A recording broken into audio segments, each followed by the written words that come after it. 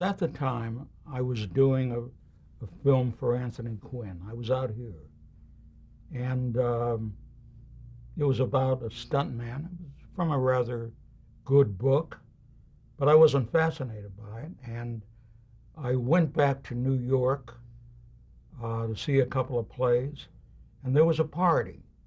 And at that party was a man named Abe Pomerantz. Abe Pomerantz was a lawyer who had been to the Nuremberg trials. He left because no longer, since the big trials, could they get decent judges to sit in on the trial. And what had happened was the Cold War was heating up. And therefore, you can look at a map and see how important it was that we kept Germany as an ally. So all of a sudden it became very unpopular. And that's why he left. And that intrigued me. And so I asked him, who could I talk to about this? And he said, Tilford Taylor. Now that Tilford Taylor was a very popular Democratic figure at that time. And I dare say if he didn't continue, uh, caring so much about the Nuremberg trials and staying in Nuremberg despite everything, he might have wound up being president of the United States. He had that much charisma. He was a handsome, literate guy.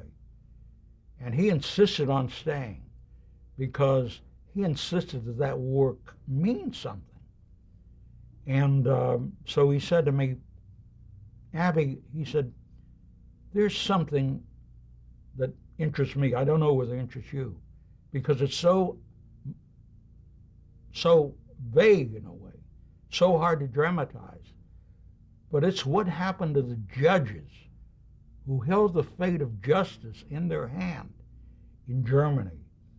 And American judges, under the pressure of the Cold War, were judging some of the most important people in allowing what happened in Germany happen. And I read it, and boy, I agreed with them. So here I'm doing this film with Anthony Quinn for $1,000 a week. I'm offered all in all a $500 advance to do this thing. Maybe it will wind up for Playhouse 90, maybe not. And so I had read once that William Faulkner went back to Mississippi because he said, I feel more at home, working at home. So I said, I feel better at home, and I went to New York. And of course, eventually, I had to tell Tony what was really happening. He thought I was insane. So did I. But I went to Germany, and I met some incredible characters.